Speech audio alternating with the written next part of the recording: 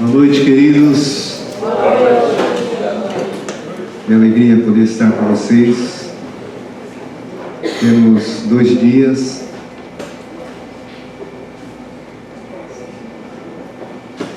para focarmos na fundamentação. Foi pedido dos pastores e assim pedimos que o Senhor nos dê graça, amém? Para que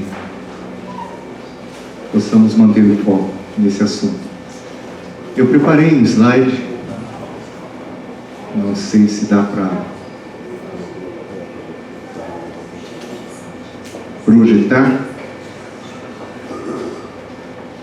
para que os irmãos possam acompanhar. Vamos falar sobre o Evangelho do Reino. E o primeiro ponto do Evangelho do Reino, que é o senhorio de Cristo.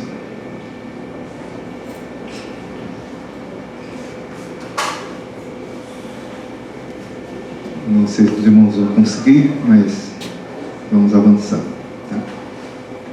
E vamos começar com algumas definições, definindo o Evangelho e também definindo o Reino. Que o nome é Evangelho do Reino, ou o Evangelho do Reino de Deus. Quando nós falamos sobre Evangelho, uma palavra que ela é bem comum entre nós. Quem já não disse pregar o Evangelho, né? Evangelho significa boas novas, significa boas notícias. É uma mensagem boa, maravilhosa que Deus tem para todo mundo, para toda criatura. Uma mensagem que alcançou as nossas vidas e que o Senhor nos incumbiu, nos responsabilizou também de transmitir. Então diga comigo, Evangelho significa boas novas, significa boas notícias. Está aí o slide, né? E reino, reino aponta para governo, reinado, a ação de reinar. Quando somamos essas duas palavras, então o Evangelho do Reino significa boas notícias do governo, ou boas notícias do reinado de Deus. Amém, queridos? Isso é o Evangelho do Reino. Podemos ir para o próximo slide, onde vamos focar um pouquinho mais no Evangelho, ou as boas notícias. Esse texto que nós escolhemos foi o texto, próximo slide, por favor, texto da ressurreição do Senhor Jesus, do Evangelho de Mateus, capítulo 28. Do verso 5 ao verso 7, a palavra diz que o anjo, dirigindo-se às mulheres que foram ao sepulcro após a morte do Senhor Jesus, o anjo, dirigindo-se às mulheres, disse: não temais, porque sei que buscais Jesus que foi crucificado. Olha que interessante. Colocamos em negrito ali destacando. Ele não está aqui, ressuscitou. Outro destaque. Como tinha dito, vinde ver onde ele jazia, e depois, depressa, e dizei aos seus discípulos que ele ressuscitou dentre os mortos. Nesses versos de 5 a 7 encontramos 3 excelentes notícias, boas novas. Aquele que foi crucificado ressuscitou dentre os mortos. Amém, queridos? Verso 18, a terceira boa notícia. Jesus, aproximando-se, falou-lhes, dizendo: toda autoridade ou todo poder me foi dado no céu e na terra. Estamos vendo as boas notícias, ou o Evangelho. Podemos ir para o próximo slide, por favor? As boas notícias do Reino de Deus, já trabalhamos isso com os irmãos, fazendo uma revisão bem rápida para a gente focar no assunto. Ela traz um ponto central, quando falamos sobre as boas notícias, nós falamos sobre a vida e sobre a obra do Senhor Jesus, conhecemos as 8 verdades, mas nós mantemos o foco no ponto central, anunciamos o ponto central, que é a morte do Senhor Jesus, a ressurreição do Senhor Jesus e a exaltação do Senhor Jesus. Tá? O ponto central dessas boas notícias, do querigma, da proclamação, do anúncio das boas notícias, do Evangelho, das boas novas, concentramos na morte, concentramos na ressurreição e na exaltação do Senhor. Podemos ir para o próximo slide, por favor? E aí começamos a detalhar. Primeiro ponto, que é a morte do Senhor Jesus. Que às vezes a gente Jesus morreu pelos nossos pecados, né?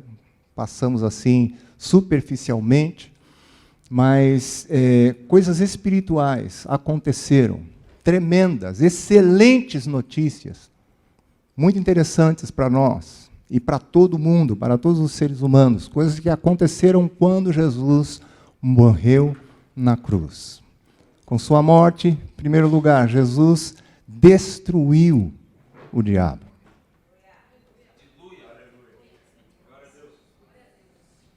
Glória a Deus, aleluia, tão econômico, né? Glória a Deus! Ah, melhorou.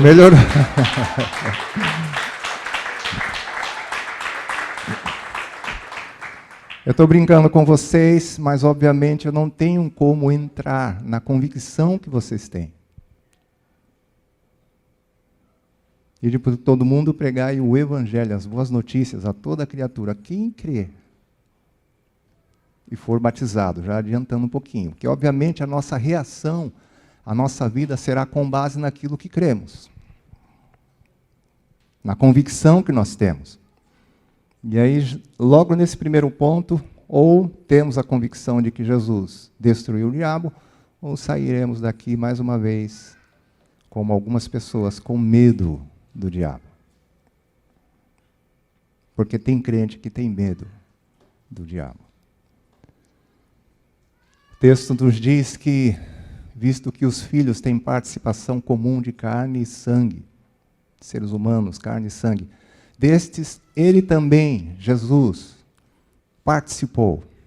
Lembram que o Verbo se fez carne e habitou entre nós, para que por sua morte destruísse aquele que tinha o poder da morte, a saber, o diabo, e livrasse a todos os que pelo pavor da morte estavam sujeitos à escravidão por toda a vida.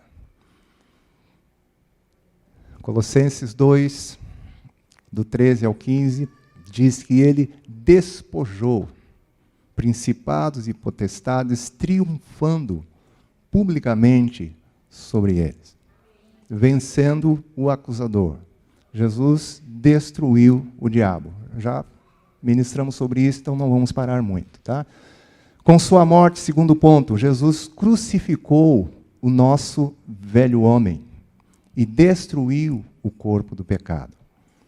O texto de Romanos diz que, sabendo que com ele, com Jesus, na sua morte, na cruz, foi destruído o nosso velho homem, desfeito o corpo do pecado, para que eu e você não sirvamos mais ao pecado como escravos. Eu só não ouvi, glória a Deus, aleluia, né? Nesse segundo ponto, o que ele está querendo dizer? Que eu e você, por causa de Jesus, não somos mais escravos do pecado. O pecado não terá domínio mais sobre nós. Por quê? Porque com a morte de Jesus, o nosso velho homem foi crucificado e o corpo do pecado foi desfeito. Aquela coisa ruim que vivia grudada em nós, que não se submetia à vontade de Deus, que tinha prazer na imundícia e no pecado, sem domínio, foi destruído com a morte de Jesus. Amém, irmãos? Quem pratica o pecado procede do diabo, porque o diabo vive pecando desde o princípio. E para isso, o Filho de Deus se manifestou, para destruir, desfazer as obras do diabo. Amém, queridos? Com sua morte, Jesus abriu o caminho ao lugar santíssimo. Quando ele foi crucificado, rendeu o Espírito, morreu na cruz. O véu do santuário, o véu do templo, que separava o lugar santo do lugar santíssimo, rasgou-se de alto a baixo. O lugar santíssimo, o santo dos santos, um lugar que era frequentado pelo sumo sacerdote apenas uma vez por ano, e ele entrava sem pecado nenhum, porque se houvesse pecado em sua vida, ele era fulminado na presença do Senhor. Quando Jesus morreu na cruz, o véu do templo rasgou-se de alto a baixo, revelando para nós que o caminho à presença de Deus foi aberto. Aleluia! O caminho ao lugar santíssimo. Eu e você temos acesso. E agora é interessante que Hebreus nos diz, tendo, pois, intrepidez, que significa ousadia, para entrar no Santo dos Santos, pelo sangue de Jesus, pelo novo e vivo caminho que ele nos consagrou. No passado, o sumo sacerdote não tinha ousadia, ele tinha medo, insegurança, incerteza, porque a sua vida corria um risco. Se houvesse pecado, ele era fulminado. Com sua morte, Jesus abriu, aleluia, o caminho ao lugar santíssimo. E eu e você agora podemos nos achegar perante o trono da graça. Aleluia, entrarmos na presença de Deus e sermos ajudados com socorro, com graça, em ocasião oportuna. Nada nos impede. Uma coisa que pode impedir, obviamente, é a falta, como nós falamos, da fé e da convicção. Por isso que, pela graça, somos salvos por meio da fé. E a fé em Cristo Jesus, no que Ele fez. Né? Com sua morte também, quarto ponto, Jesus cancelou a dívida do pecado. Ele foi traspassado pelas nossas transgressões e moído pelas nossas iniquidades. O castigo que nos traz a paz estava sobre ele, e pelas suas pisaduras nós fomos sarados. Todos nós, sem exceção, andávamos desgarrados como ovelhas. Cada um se desviava pelo caminho, mas o Senhor fez cair sobre ele a iniquidade de nós todos. Aleluia. Jesus, o Cordeiro de Deus que tira o pecado do mundo. Louvado seja o nome do Senhor Jesus. Que coisa impressionante. Esse texto é muito bom, João 1, 29, você pode linkar com João 16, se não me falha a memória, 8 ou 9, onde a palavra deixa claro a respeito do Espírito Santo que seria enviado para convencer o homem, o mundo, do pecado, da justiça e do juízo. E o Senhor diz, do pecado porquanto não creem em mim. O grande problema hoje é não crer em Jesus. E o pecado? Jesus resolveu esse problema. Aleluia! Ele é o Cordeiro de Deus que tirou o pecado do mundo. Aleluia! Louvado seja Deus! Ele cancelou a dívida do pecado a vós outros, diz Colossenses, que estáveis mortos pelas vossas transgressões, pela incircuncisão da vossa carne, vos deu vida juntamente com Cristo, perdoando todos os vossos delitos, e tendo cancelado o escrito de dívida que era contra nós, constava de ordenanças, uma versão diz nos era prejudicial, mas o termo correto, segundo a raiz da palavra, é nos era contrário. Tinha um documento que era contra nós, que nos comprometia completamente. Jesus tomou das mãos do inimigo e encravou na cruz e cancelou, aleluia, a dívida do pecado. Ah, qual é o problema? Romanos 6, 23 diz que o salário do pecado é a... Estávamos condenados à morte. Morte eterna. Separação eterna de Deus. E por justa causa.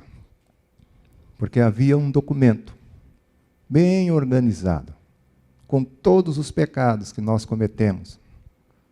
Pecados que os outros viram, pecados que foram cometidos entre aspas, escondidos, porque nada está escondido. Existem seres espirituais, e os demônios ali viram tudo o que aconteceu e documentaram.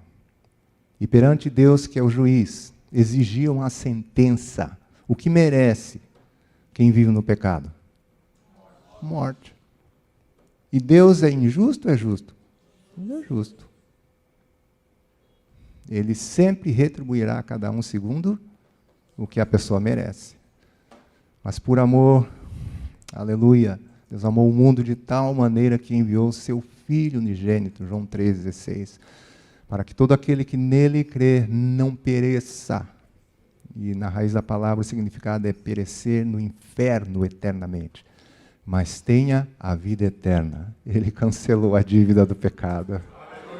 Meu Deus do céu, quanta boa notícia, meu Deus. Louvado seja Deus. Com sua morte, Jesus pregou o evangelho aos mortos. Pregou o evangelho aos mortos. Impressionante. Mas Jesus, diz o texto, morreu uma única vez pelos pecados, o justo pelos injustos, para vos conduzir a Deus. Morto, sim, na carne, mas vivificado em espírito, no qual ele foi e desceu, né? E pregou aos espíritos em prisão. Ele desceu às regiões inferiores da terra, como fala Efésios 4. Ele foi ao coração da terra, como está no Evangelho de Mateus. Jesus desceu ao mundo dos mortos, que é traduzido em diversas passagens como inferno, mas que significa mundo inferior, morada dos mortos, o lugar para onde todos os que morriam antes da ressurreição de Jesus eram levados e lá ficavam aprisionados, em dois ambientes, como encontramos em Lucas 16, seio de Abraão e inferno, né? Na verdade, o lugar de tormento, um lugar de consolo e um lugar de tormento. Jesus, com sua morte, foi e levou boas notícias, pregou o evangelho para aqueles que haviam morrido na esperança, mas ainda estavam aprisionados no mundo dos mortos. E ele selou a perdição, ou levou duras notícias para aqueles que haviam morrido na sua incredulidade. Já adiantando, quando Jesus foi assunto aos céus, como nós vamos falar ainda, ele levou consigo os que haviam morrido na esperança, levou cativo o cativeiro, levou consigo muitos prisioneiros, que Apocalipse diz que ele tomou as chaves da morte e do inferno. Abriu o seio de Abraão, esse lugar onde os que haviam morrido na esperança estavam lá aprisionados, e levou-os consigo. Mas os que haviam morrido na esperança foram deixados lá. Jesus pregou o evangelho aos mortos. E com sua morte, Jesus derrubou a parede da separação entre judeus e gentios. Nesse contexto você vê diversas palavras como inimizade. Os gentios estavam alheios às alianças, à promessa, ou seja, havia uma separação entre judeus, que foi um povo que Deus formou com um propósito bem específico para manifestar o seu Filho Jesus. Mas uma grande inimizade foi estabelecida. Dizem os historiadores e eruditos que no templo em Jerusalém havia uma porta com uma inscrição superior dizendo: só há uma sentença para um não-judeu que passar por essa porta, a morte. O contexto diz que de ambos os povos, Jesus fez um. Aleluia. E derrubou a parede da separação ou a inimizade. E aí vamos entendendo aquele da nossa catequese, verso 19, que diz: E agora já não somos mais estrangeiros, nem peregrinos, mas concidadãos dos santos, e somos da família de Deus, edificados sobre os fundamentos dos apóstolos, do profeta, sendo ele mesmo, Cristo Jesus, a pedra principal, na qual todos nós, né, estamos sendo edificados, construídos, para a habitação de Deus no Espírito. Essa inimizade foi derrubada por Jesus. Agora, por meio de Jesus, ambos, um só povo, temos acesso a Deus, né? O contexto diz que outrora estávamos sem esperança, sem Deus no mundo, perdidos, mas agora através de Jesus, aleluia, nós somos aproximados. Amém, irmãos? Tudo isso aconteceu com a morte de Jesus. Não é só ele morreu pelos meus pecados ou morreu na cruz. Tá, que boa notícia tem com a sua morte. Está aí. Próximo slide, por favor. Com sua ressurreição, Jesus venceu a morte.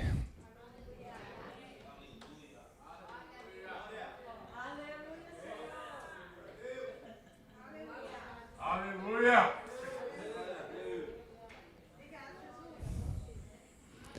Seguramente, como falamos sobre o diabo, a morte também é outra coisa que perturba muita gente. Com certeza. Sem essa convicção e sem fé em Cristo, é complicado pensar na morte. Mas, ao qual Deus, porém, ressuscitou, rompendo os grilhões da morte. Porquanto não era possível fosse ele retido por ela. Aleluia! Jesus ressurgiu dentre os mortos. Na visão de João, na experiência que ele teve, Apocalipse, na ilha ali de Patmos, Jesus se apresenta glorificado para João. E lhe dá boas notícias, dizendo, não temas, eu venci. Estive morto, mas eis que estou vivo pelos séculos dos séculos e tenho em minhas mãos as chaves da morte e do inferno. Aleluia! Aleluia! Glória a Deus!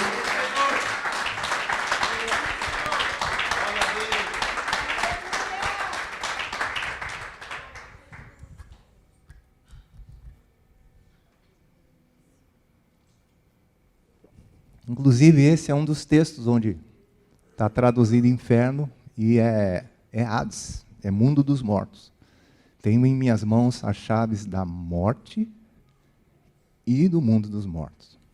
Esse texto aí de Apocalipse. Com sua ressurreição, Jesus venceu a morte. Com sua ressurreição, Jesus deu início a uma nova criação. Porque a primeira criação se perdeu, se estragou. Todos se tornaram inúteis. Romanos 3, verso 11, 12 ali. A uma se tornaram inúteis, imprestáveis. Não há quem faça o bem, não há quem busque a Deus. Todos se extraviaram, todos carecendo da glória de Deus. Mas se alguém está em Cristo, porque Cristo morreu e ressurgiu dentre os mortos. Quem está em Cristo é uma nova criação. As coisas antigas passaram. Eis que se fizeram novas. Tudo se fez novo em Jesus. Amém, irmãos? Do fundamento, com sua morte, ele destruiu, ele crucificou o velho homem e desfez o corpo do pecado. Então ele exterminou o velho. Com a morte, fundamento. Jesus destruiu o velho homem. Mas com a sua ressurreição, teve início um novo homem. Aleluia! Quem é novo aqui, diga amém. Aleluia! Glória a Deus. Quem crê em Jesus está novo, novo em folha. E olhe bem para cá. É mais que pensamento positivo. É o Evangelho, são boas notícias, é o poder de Deus para a salvação do que crê, daquele que tem convicção e que vai de fato experimentar essa realidade espiritual. Aleluia! Por isso eu e você somos batizados, colocados em Cristo para sermos participantes da sua morte e participantes também da sua ressurreição. Quem não foi batizado está fora disso aí ainda. E quem foi batizado de qualquer jeito também precisa rever algumas coisas aí. Todas essas coisas que nós estamos compartilhando, esses fundamentos, são extremamente importantes e são eficientes, eficazes para transformar a vida do mais terrível pecador e rebelde. Se não mudou a vida, alguma coisa não foi lançada corretamente. Amém, meus irmãos? Próximo slide, por favor. Com sua exaltação, Jesus morreu, foi crucificado, como vimos, ressuscitou, mas ele também recebeu toda a autoridade e poder nos céus e na terra. Então, com sua exaltação, Jesus recebeu de Deus o Pai a honra que não tem comparação de assentar-se à sua destra, à sua direita, no lugar mais alto, mais importante, de maior honra, glória, autoridade e poder no universo. Ele recebeu toda a autoridade, todo o poder no céu e na terra. Todas as coisas lhe estão sujeitas, ele domina, ele governa, ele decide todas as coisas. Amém, meus irmãos? Você crê nisso? Glória a Deus. Com sua exaltação foi feito o Senhor e Cristo assentou-se à destra da majestade nas alturas. Deus está reunindo todas as coisas debaixo dele, debaixo de uma só cabeça, que é Cristo Jesus. E para que ele seja, de fato, cabeça sobre todas as coisas, Deus o deu à igreja, a nós. Nós participamos disso também, permitindo que o reino seja implantado dentro de nós e o reino se estenda também a partir de nós. Não sei se temos a noção disso, mas é algo muito profundo e extremamente importante, meus amados irmãos. Próximo slide, por favor.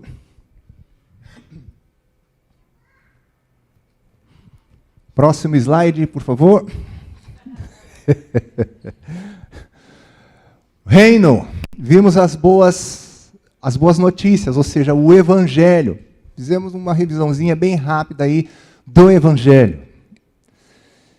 Fizemos uma revisão rápida, mas isso precisa estar dentro do nosso coração, irmãos. Precisamos memorizar e guardar essas coisas, porque é como, né, os dados da nossa identidade. Agora vamos falar um pouquinho sobre o reino. E quando falamos sobre o reino, falamos sobre o senhorio de Cristo, porque Ele é o rei deste reino. É Ele quem governa. Ele quem recebeu, como vimos no slide anterior, toda a autoridade e todo o poder no céu e na terra. Vamos considerar três textos ali que são bem conhecidos de todos nós. Pegamos passagens assim que já estamos bem identificados com elas. Atos 2:36 diz, esteja, é uma pregação, Pedro está proclamando o evangelho, no início do capítulo, o Espírito Santo desceu, começaram a falar em línguas, houve uma manifestação do Espírito Santo, com variedade de línguas, com interpretação, com profecia, com adoração, tantas coisas incríveis, e Pedro se levanta para explicar, porque acharam que eles estavam embriagados, estavam loucos, né? Mas eles estavam falando de forma sobrenatural e pelo Espírito Santo das grandezas de Deus na língua materna de cada estrangeiro que estava ali. E Pedro fala sobre Jesus, e o verso 36, ele vai concluindo dizendo, esteja absolutamente certa, pois, toda a casa de Israel, de que a este Jesus que vós crucificastes, Deus o fez Senhor e Cristo. Isso é uma declaração extremamente forte, irmãos. Impressionante, porque a raiz dessa palavra Senhor é Kyrios, que significa dono, amo. Eu gosto de simplificar. Tem uma frase que define com simplicidade que é alguém a quem pertence uma pessoa ou coisas. Uau. Deus o fez Senhor, Deus o fez Kyrios. E é interessante, já adiantando um pouquinho, que o Senhor, o Kyrios, só recebia esse título se tivesse o doulos, que é o escravo. O que é o doulos? O que é o escravo? Alguém que se rende à vontade de outro. Ou à vontade do seu Kyrios, do seu Senhor. Kyrios tem doulos. O doulos pertence ao Kyrios. Pedro está dizendo, esteja absolutamente certa, pois toda a casa de Israel, que é esse Jesus a quem vós crucificastes, Deus o fez Kyrios. Esse título poderia ser usado por pessoas que tinham escravos, e muita gente de posição de alta sociedade daquela época tinham escravos, tinham bens, tinham posses. Eram numa perspectiva mais tranquila, Kyrios, mas tinha o tal do César, o imperador,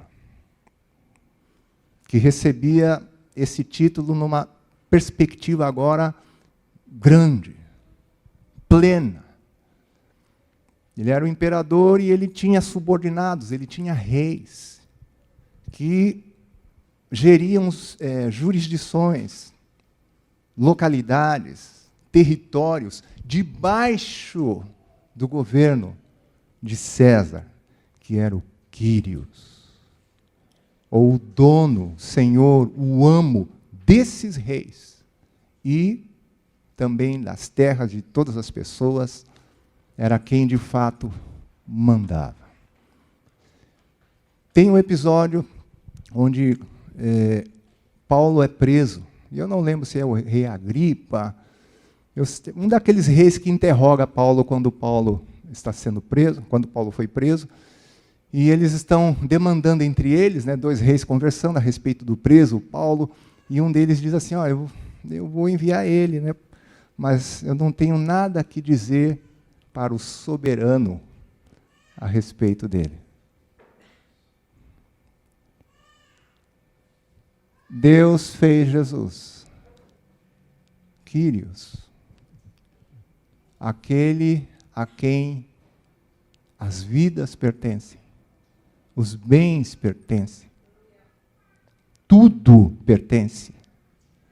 E Cristo, ungido, confirmado, o Messias, o prometido, o anunciado previamente, desde o Éden, como aquele que nasceria da mulher e esmagaria a cabeça da serpente.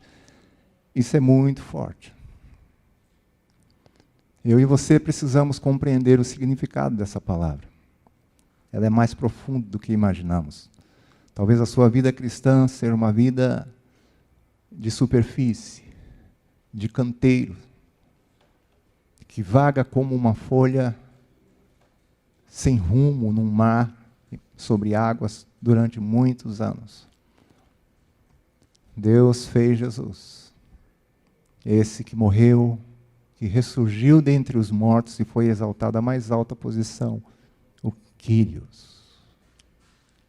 Ele era tão Kyrios, e é eternamente, que os seus seguidores, os seus discípulos, afrontavam com essa proclamação a soberania de César, correndo o risco das suas próprias vidas. Porque proclamaram outro Kyrios, que não César. Imagina, quando Pilatos estava indeciso sobre condenar Jesus à morte ou não. Vocês lembram disso? Os religiosos pressionaram Pilatos dizendo o seguinte: se soltas a esse, não és amigo de César. Pilatos, só para você ter uma ideia. E é o próprio Pilatos que depois vira para Jesus e diz: você não responde, não sabe que eu tenho autoridade para te matar ou para te soltar? Esse mesmo, com autoridade sobre alguns, tremia agora sobre a autoridade que estava sobre ele. Os discípulos anunciavam que Jesus era o que queríamos. Louvado seja Deus. Custou muito caro para muitos deles essa proclamação, mas que não podia ser menosprezada, omitida, porque de fato agora eles eram os doulos do Quírios. A vida deles pertencia ao Senhor. Louvado seja Deus. Eu e você não somos membros de religião, adeptos de uma seita, sócios da igreja em São Vicente. Se não somos os doulos do Quírios, Jesus o Cristo, nem salvos nós fomos ainda.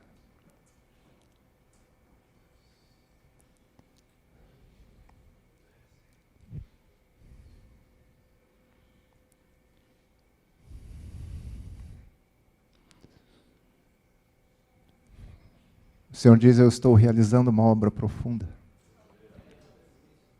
de novo nascimento. Há dores, mas são dores de parto.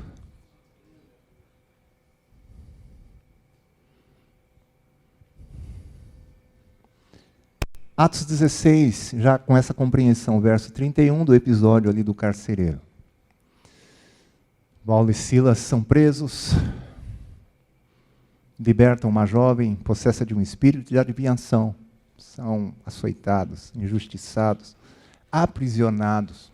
Estavam pregando o evangelho, boas novas. E porque estavam pregando as boas novas, foram aprisionados. E como eles eram doulos, na prisão eles oravam e cantavam hinos a Deus. Não estavam lamentando, não estavam se queixando. Lembravam muito bem, como doulos fiéis que eram, que Jesus ensinou que seriam bem-aventurados aqueles que fossem perseguidos por sua causa. E ali eles cantavam, louvavam à meia-noite. Meia-noite. Tomaram muitos açoites. Agressão física, agressão emocional, vergonha. Prenderam os pés deles no tronco, no cárcere inferior. Lugar terrível, com certeza úmido, frio, fedido, cheiro de morte, de podre.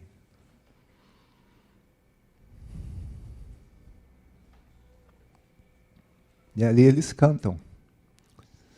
E oram ao Senhor e os demais presos escutam. E de repente, houve um grande terremoto. E as prisões de todos foram abertas. Havia alguém que tinha responsabilidade sobre a vida dos prisioneiros e que pagaria com a sua própria vida caso alguns dos prisioneiros escapassem. Era assim que funcionava. Ser carcereiro, ser guarda e ter a responsabilidade agora de guardar, de prender alguém, era saber que a sua vida responderia pela vida do prisioneiro. As prisões foram abertas. Ele salta desesperado, puxa da espada, ia se matar. Seria mesmo morto.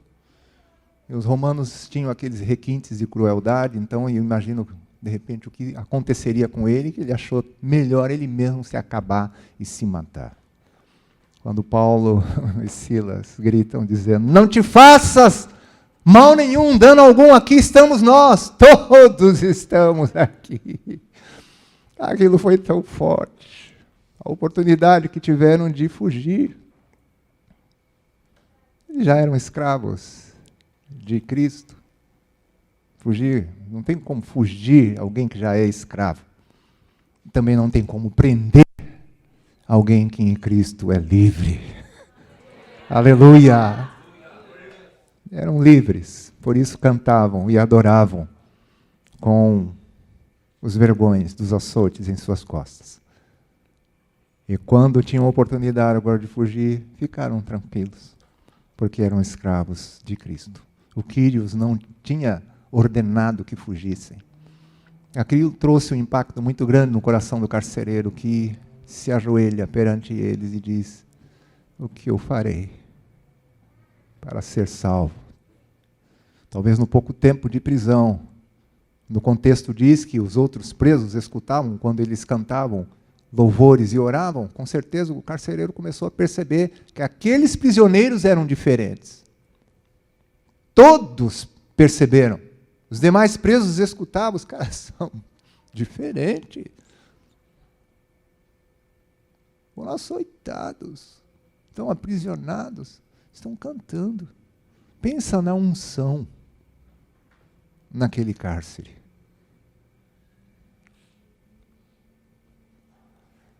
Salmo 22, 3 diz que o Senhor é entronizado entre os louvores de Israel. Deus estava ali, a presença de Deus ali no meio daquela adoração. E foi suficiente para que ele se rendesse. E a resposta, contextualizando um pouco, agora a resposta deles foi, crê nos Quírios, no Senhor Jesus, e serás salvo, tu e a tua casa. Irmão, se Quírios é dono, amo, proprietário, aquele a quem uma vida pertence, isso não é teórico. Não é uma fé imaginária. Crê no Senhor Jesus Cristo.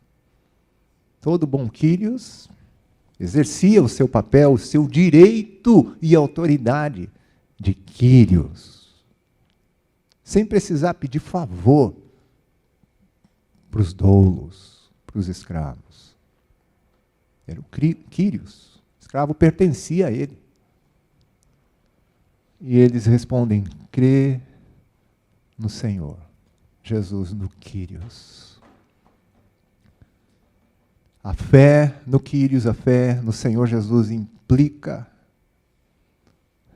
compromete profundamente a vida daqueles que creem. É uma fé que vai redundar em obras de sujeição, de submissão, de obediência. Doulos, como definimos, alguém que se rende à vontade do seu Quírios. É assim que é salvo. E não apenas você e a tua casa. O Quírios quer a sua casa. Pode dizer isso para quem está do seu lado, ele quer a tua casa inteira. Aleluia. O que tem na casa de alguém? Família, bens, sim ou não? Posses. Ah, mas é tudo? Quírios é Quírios.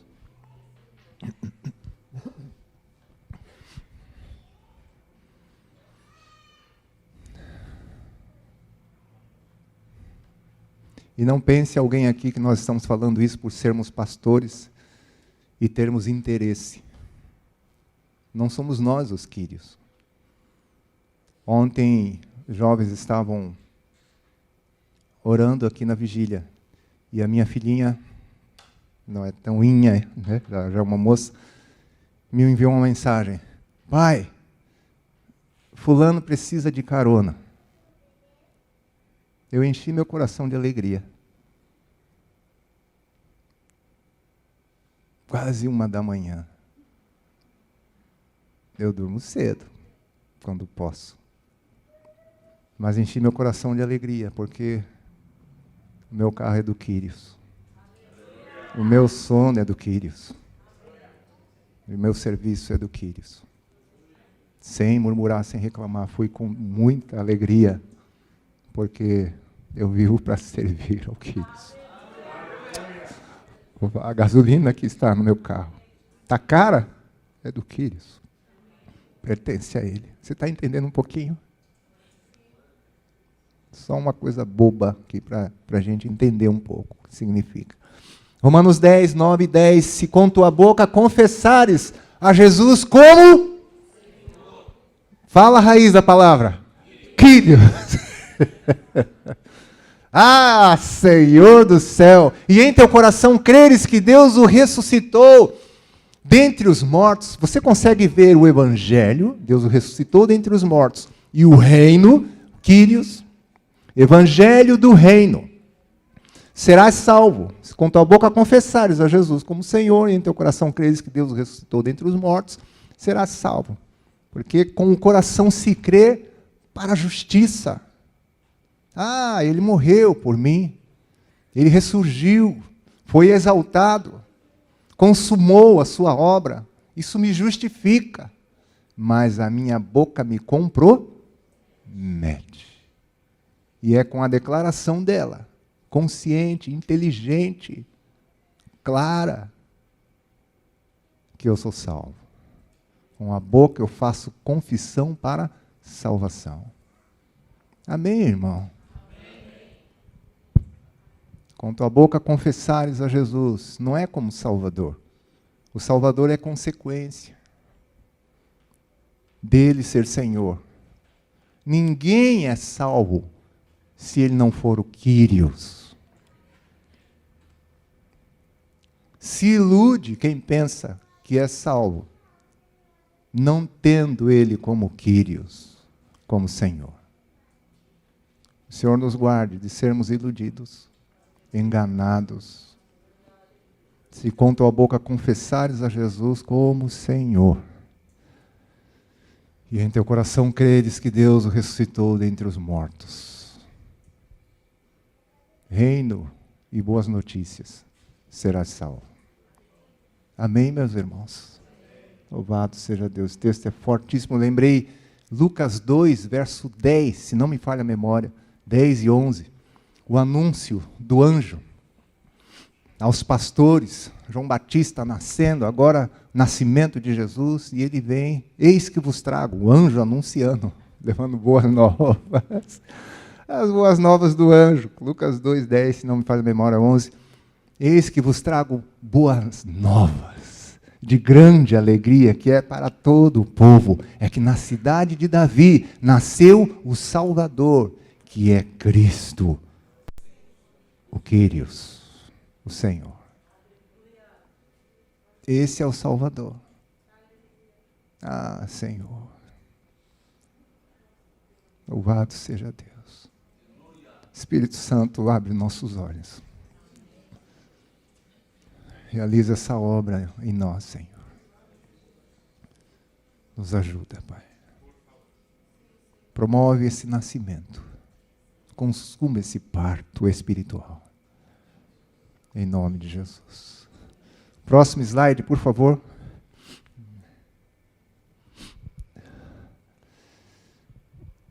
Reino, senhorio de Cristo. Estamos quase concluindo. Esse é o último slide. Vamos concluir com esse. Separamos outros 3 versos bem conhecidos de nós, de todos nós também, que servem como aplicação. E se assim a gente pode dizer, são 3 aspectos desse senhorio de Cristo, da aplicação do Quírios, da vontade soberana do Senhor sobre nós. Primeiro texto, Marcos 1, 14, 15. Depois de João ter sido preso, Foi Jesus para a Galileia pregando o Evangelho, ou as boas novas, ou as boas notícias de Deus, dizendo: o tempo está cumprido, e o reino de Deus está próximo. Arrependei-vos e crede no Evangelho. Vamos dar destaque a essa palavra, arrependei-vos, que está em negrito aí, nos 3 textos, cujo significado é metanoia, é uma mudança interior, a mais impactante revolução interior que alguém pode viver e experimentar. Uma mudança de forma de pensar. O maior milagre que pode acontecer com a vida de uma pessoa. É impossível para um ser humano mudar a mente de outro ser humano. Mas para Deus todas as coisas são possíveis. Amém? Para Deus tudo é possível. E aí Jesus está dizendo, está pregando, proclamando, querigma, anunciando as boas novas, ou o Evangelho do Deus que amou o mundo de tal maneira e enviou o seu Filho. E o Filho pessoalmente está anunciando as boas notícias, dizendo que o tempo está cumprido. Lá está a promessa. Aleluia. Participou de carne e sangue, se fez carne. Lá está o Verbo, o ungido de Deus, andando por toda parte. O reino de Deus está próximo. Estava perante seus contemporâneos. E aí ele ordena, dizendo: arrependei-vos, abandonem a independência, abram mão do autogoverno, deixem de decidir o que é certo e errado, bem e mal, renunciem ao direito que Adão pensou que tinha, quando tomou sua decisão no jardim do Éden, se deu mal. Por um homem entrou o pecado no mundo, Romanos 5,12, pelo pecado a morte, e assim a morte passou a todos os homens. Citamos Lucas 16, quando Jesus pregou o Evangelho aos mortos, todos estavam lá, os que morreram na incredulidade, os que morreram na esperança. A morte passou a todos os homens, todos, sem exceção, pecaram. E Jesus está dizendo então: arrependei-vos. Irmãos, essa é uma das palavras mais importantes que nós encontramos nessa proclamação do Evangelho, porque ela vem como um machado para cortar a raiz da árvore, a raiz da nossa vida. Porque todas as coisas erradas que fazemos, os pecados que cometemos, são nutridos pela raiz, pelo nosso coração e pela nossa forma de pensar. Quando nos consideramos o nosso próprio Quírios, sendo que somos dolos, escravos, Quírios é o Senhor Jesus. Quando nós achamos que nós somos o nosso próprio Deus. Você lembra que foi o termo que Satanás usou no jardim: vocês serão como Deus. Quando tem pessoas ainda iludidas, se achando o seu próprio Deus, elas decidem o certo e o errado. E quase 100% das vezes, o certo de um independente é errado. Nós não temos capacidade de decidir por conta própria, independentes de Deus, o que é certo para a nossa própria vida. Não fomos criados com autonomia, nesse assim a gente pode dizer, carta livre, para fazer o que queremos. Não. Fomos criados para sermos governados. Gênesis 2, verso 15 a 17, o Senhor plantou um jardim no Éden.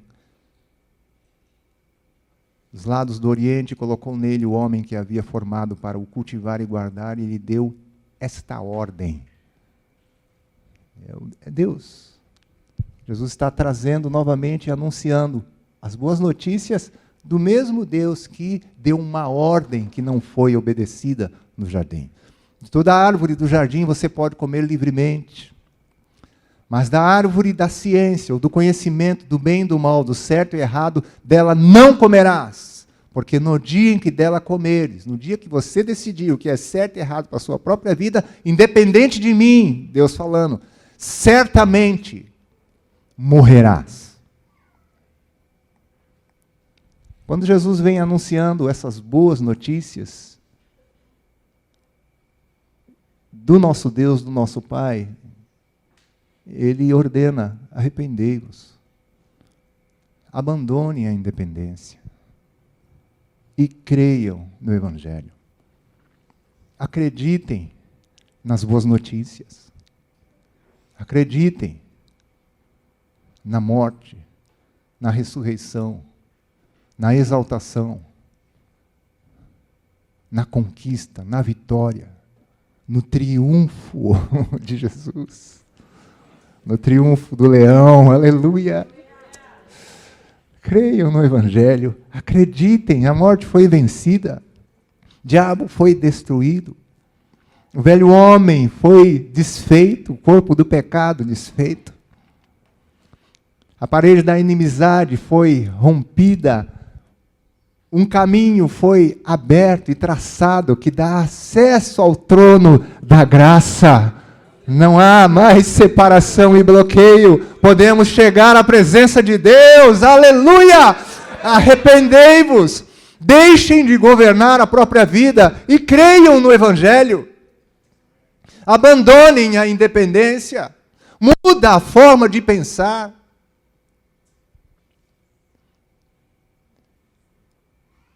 Tira a mão do volante. Sai da cadeira do motorista. E acredite no Evangelho. Creia no Evangelho. Pois aquele que morreu foi exaltado à mais alta posição e feito por Deus o Pai, Senhor. Aleluia. E Cristo. Arrependam-se. Você entendeu essa palavra? Se ocultar essa palavra de você na proclamação do Evangelho da sua vida, quem pregou o Evangelho para você, se não explicou isso direitinho e até hoje você não sabe o significado, ou se sabe, sabe teoricamente, foi algo assim que foi só uma palavra assim, que religiosamente você aprendeu, mas que não se tornou vida e revelação no seu coração, e você não aconteceu nada com você. Não interessa quantos anos você tem de fé. Se questiona essa sua fé, inclusive. Porque a fé é no Filho, que é o Kyrios. Isso tem que estar bem definido, bem resolvido, para ser legítimo, para ser verdadeiro, e para ser, como Paulo fala à igreja em Coríntios, poder de Deus, para a salvação daquele que crê. Porque o Evangelho não é um conto de carochinha, que não muda a vida das pessoas, que os anos passam e as pessoas vão vivendo a velha vida, o Adão ainda se manifestando. O Evangelho é o poder de Deus, para a salvação daquele que crê. Aleluia! O Evangelho, coração se crê para a justiça. Boas notícias, é o poder de Deus para a salvação, o Kyrios. Porque através dessa revelação, o que é o doulos? Alguém que se rende à vontade do seu Kyrios. Irmão, você se rendeu? Tem gente de pé ainda, tomado de arrogância, presunção. O dolo se rende, o escravo se ajoelha, se prostra perante o seu Kyrios. Arrependei-vos e crede no Evangelho. Então, a fé, uma convicção profunda, clara. Você precisa guardar isso no seu coração. Precisa crer com todo o seu coração. Ter convicção plena do que o Espírito Santo está ministrando a sua vida através da sua palavra. Precisa guardar isso como um tesouro. E a grande prova é essa. O arrependimento vem antes. Porque a compreensão dessa verdade não nos dá outra opção que não abandonarmos a independência. Deixo de fazer minha vontade. A partir de hoje estou decidindo fazer a vontade do Kyrios, a vontade de Jesus. Eu governava a mim mesmo, a partir de hoje, quem me governa é Jesus Cristo. Isso é o arrependimento. Quem está te obrigando a fazer isso? Alguém pode questionar. E essa pessoa vai dizer, eu creio que Jesus Cristo é o Filho de Deus. Eu decidi porque eu creio, aleluia, com o meu coração. Eu quero isso. Louvado seja Deus. O segundo texto, Atos 2:38, bem conhecido de todos nós. Logo após, no verso 36, ele dizer, saiba, pois, toda a casa de Israel, que é esse Jesus a quem vós crucificaste, Deus o fez Senhor e Cristo.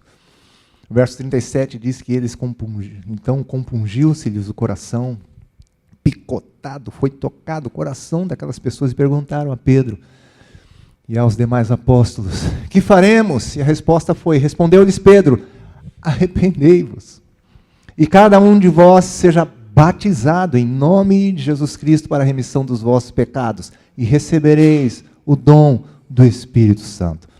Segundo aspecto desse senhorio de Cristo, o primeiro é fé, o segundo é obediência, e a primeira prova de obediência é o batismo.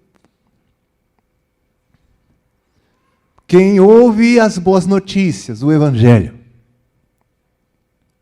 crendo na justiça de Deus, no seu coração, e confessa com a sua boca a Jesus como Senhor, como o Kyrios, nunca vai resistir ao batismo.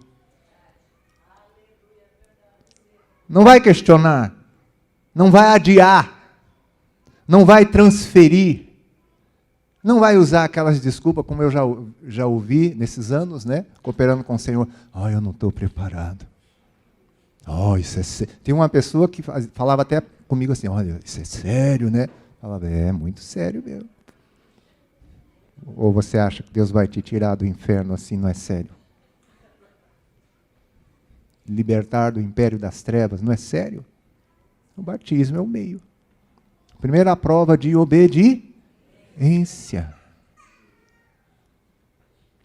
Começa com o batismo, que é a primeira prova de obediência, mas que traz, não é uma obediência mecânica e religiosa, porque através do batismo, tudo aquilo que aconteceu com Jesus acontece conosco.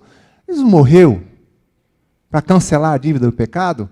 Através do batismo eu sou colocado nessa realidade.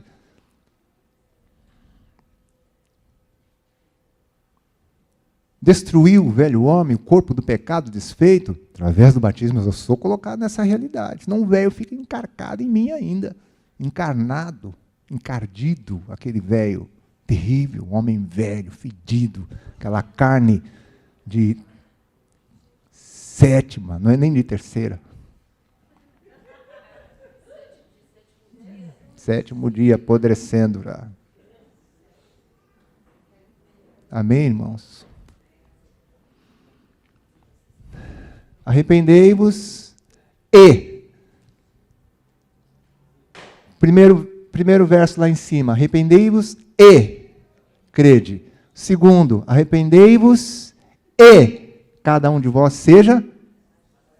Talvez a continuidade da nossa vida, às vezes fica comprometida, esse e, Conjunção, ele... estou começando...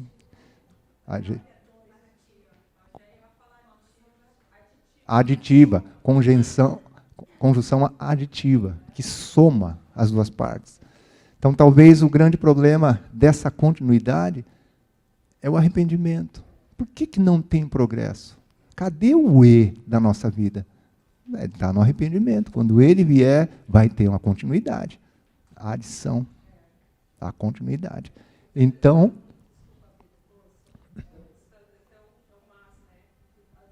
às vezes é o mais, e tem que ser o E. Isso aí. Obediência. Começa com o batismo, que já é uma realidade espiritual tremenda, que transforma. Indo para Mateus 28 ali, 19, 20, né, ensinando-os a guardar, que é obedecer todas as coisas que vos tenho ordenado. Irmão, a gente precisa parar de brincar de discípulo, de flertar com a religiosidade, escondendo de forma aconchegante a rebeldia ainda dentro do nosso coração. O Senhor nos chama nessa noite. Arrependei-vos, diz o Senhor, e crede no Evangelho. Eu venci. Arrependei-vos.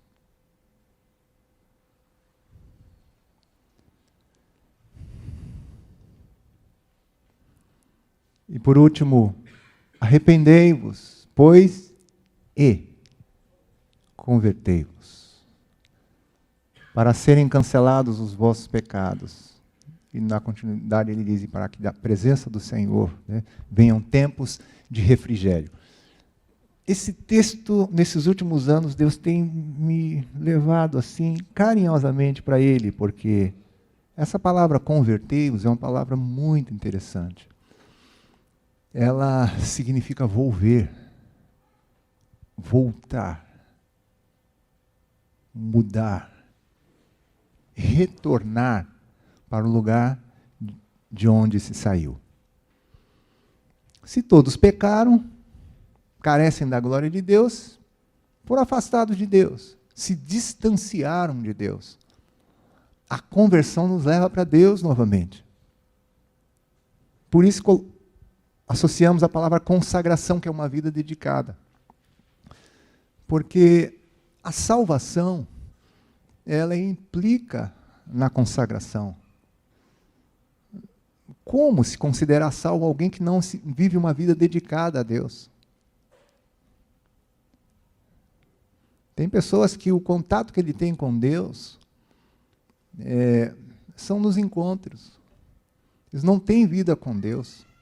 Acaba os encontros da igreja, ou os encontros, os grupos pequenos, essa pessoa ela sai da presença de Deus, ignora a existência de Deus.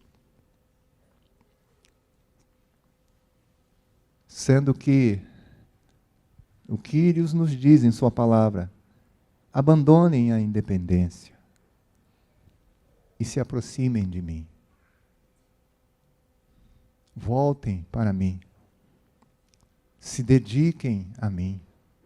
Se consagrem a mim.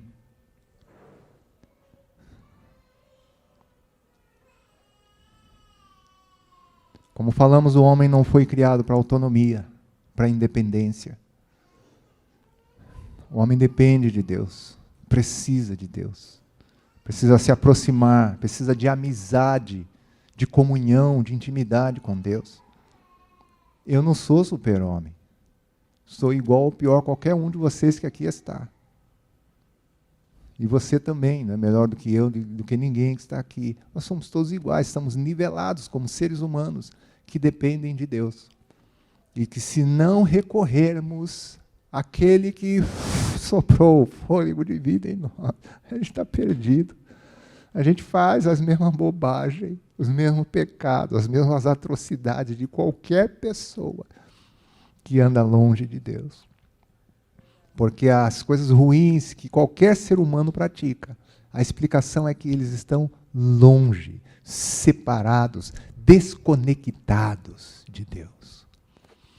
E eu e você fomos salvos para termos no Senhor a nossa torre forte, o nosso refúgio, a nossa fortaleza, termos o abraço de Pai, o coração de Pai, o aconchego, aleluia, para nos assentarmos à sua mesa, comermos do seu pão, bebermos da sua água, olharmos pela fé nos seus olhos, ouvirmos as palavras que saem da sua boca.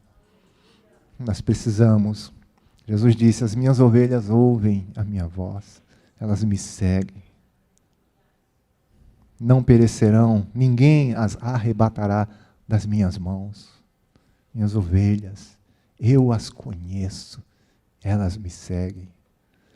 Nós somos chamados para viver uma vida de pessoas convertidas, que estavam de costas para Deus,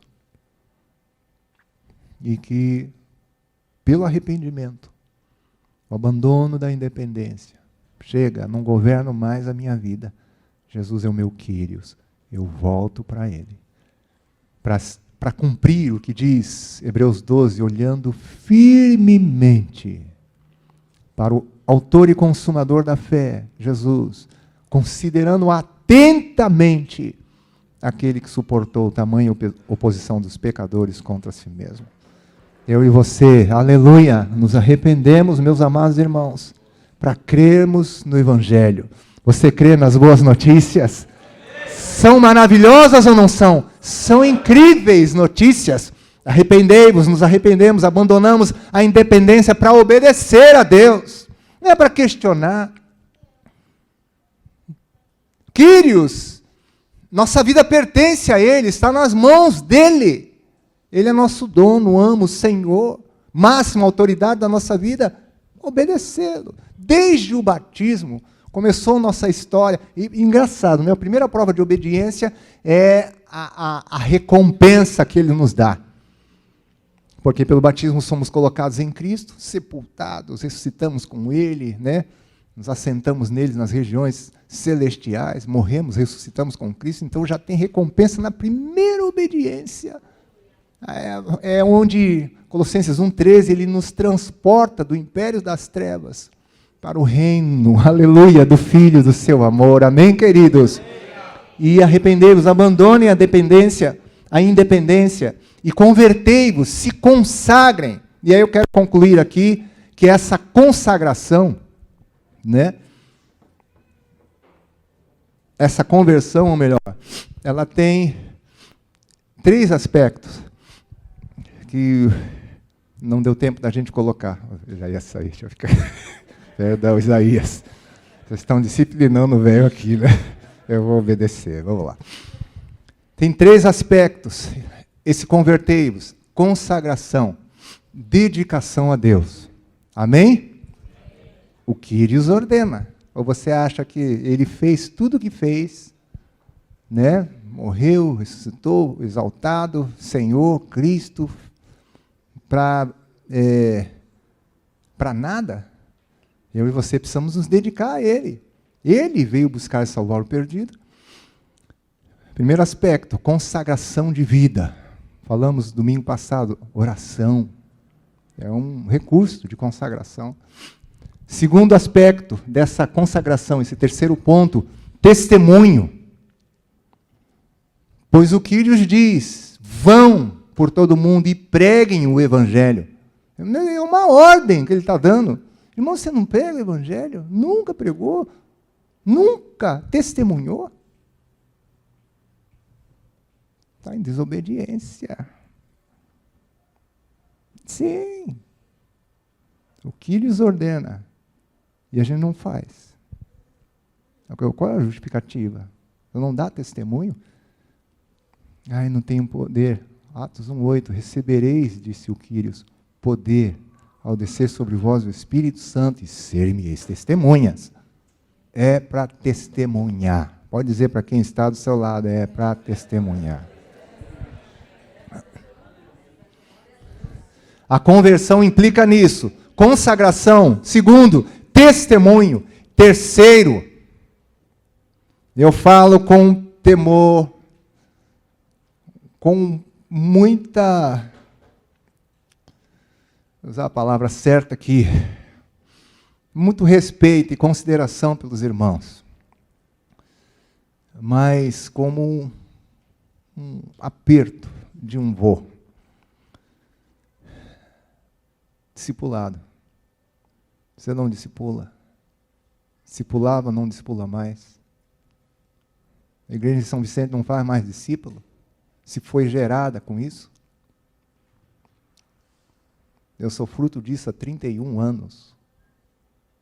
E faço isso há 31 anos. Vocês não fazem discípulos? Você não abre mais sua casa? O Quírios não governa mais? Não é dele mais? Seu tempo, a ficha não caiu? Lembra a pandemia? Quantas mortes? De quem é a sua vida? Quem garante seu tempo? Abre seu olho, irmão. Estamos correndo contra o tempo. Prestaremos contas ao Senhor da nossa vida. Onde Ele está nos teus sonhos, nos teus projetos. Você voltou a governar a sua vida? A ser senhor do seu tempo? A decidir por conta própria o certo, errado, o bem e o mal? Não se consagra? Não testemunha? Não faz mais de discípulos? Se não faz discípulo, não faz nada. Porque é um recurso que o Senhor nos deu, uma estratégia para estendermos o reino. Porque o reino de Deus ele não vem com visível aparência. Nem dirão, ele ali ou lá está. O reino de Deus está dentro de nós. O discipulado coopera para que o reino seja estabelecido no coração, na vida das pessoas. Através do discipulado ajudamos os irmãos a conhecer tudo o que Ele nos tem ordenado. Eu não sei fazer discípulo. A coisa mais importante é ser. Porque se você é discípulo, você só vai transmitir o que recebe. Não tem complicação. Era só isso? Era. Esquece aquelas pessoas que dominam as outras, que fazem dentro da igreja reinos particulares.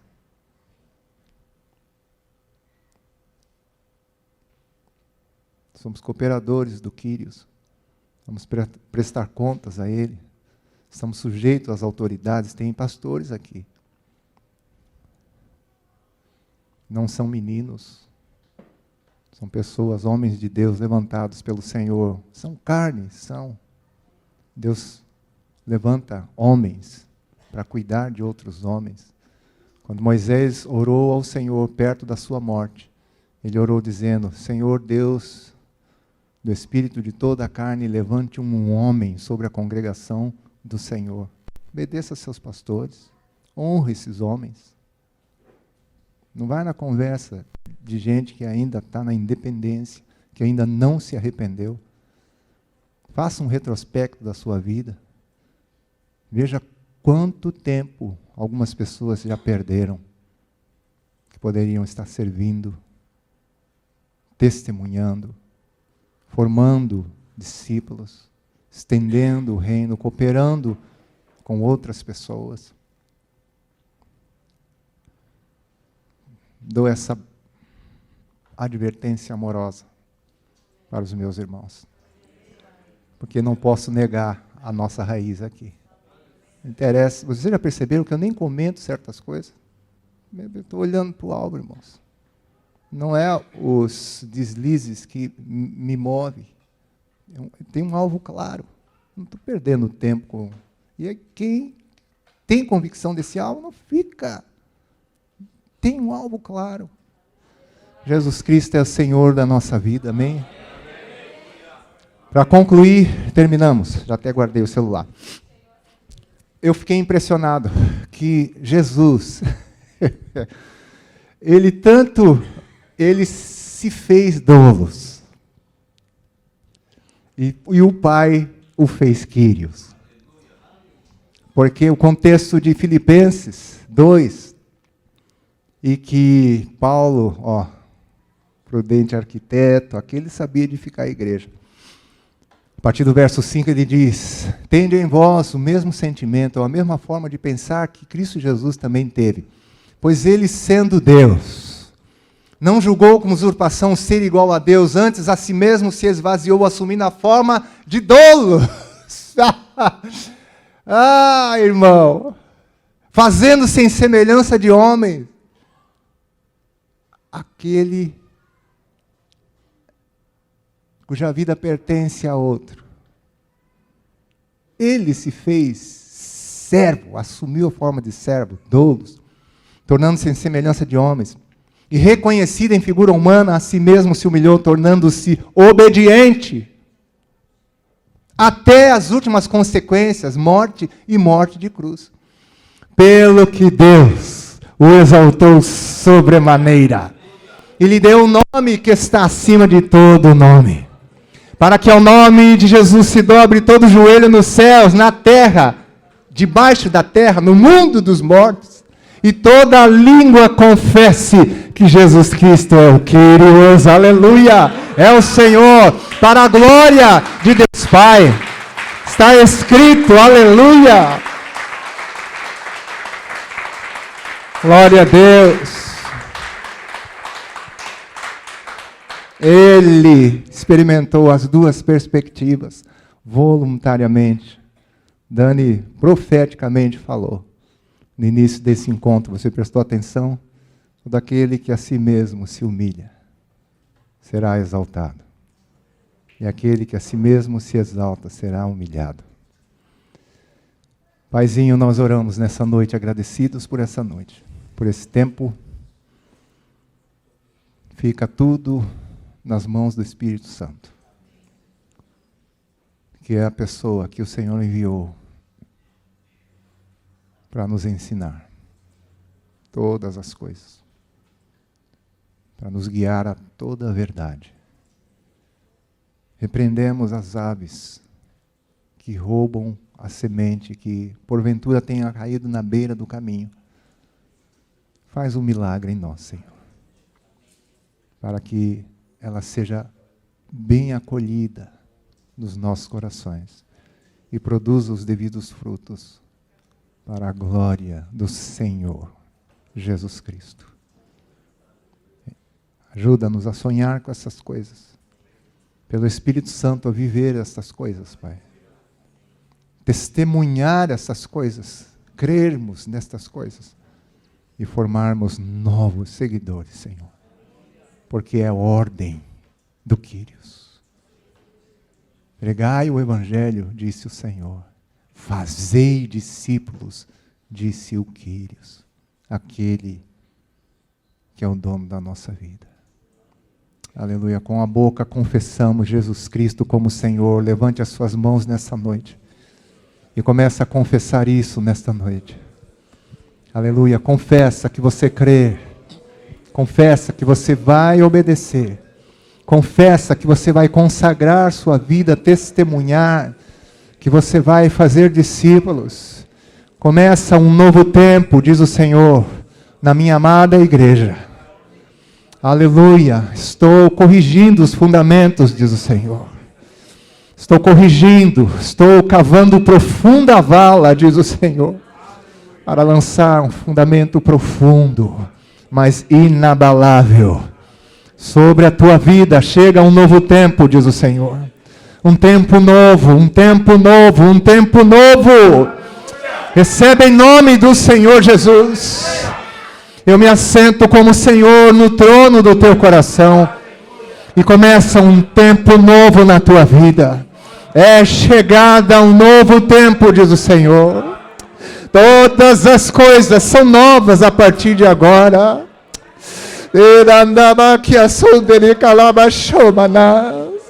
Eis que faço novas todas as coisas, diz o Senhor. Escreve, recebe essa palavra, pois ela é fiel e verdadeira sobre a tua vida, sobre a tua casa, sobre o teu ministério, diz o Senhor. Recebe em nome do Senhor Jesus. Te caneo e comanda show da lama. Reda canti basida lama show baka. Te calamani codia sandicadia da lama show baka. O que é impossível para ti é possível para mim. Se renda, diz o Senhor, de que ande comanda show da labas. Se renda à minha vontade, pois ela é boa, agradável e perfeita para a tua vida. Chegado um novo tempo, eu faço novas todas as coisas, as pequenas, as grandes, as perceptíveis, as coisas que ficaram esquecidas, diz o Senhor, no passado, eu faço novas todas as coisas. Trago a luz nessa noite. Elas vêm à luz. O Espírito Santo está trazendo luz para você. Terá de condalamana, cheia da labacê, de me contaia, quem da labacê, vacada, lavada, deixada cá.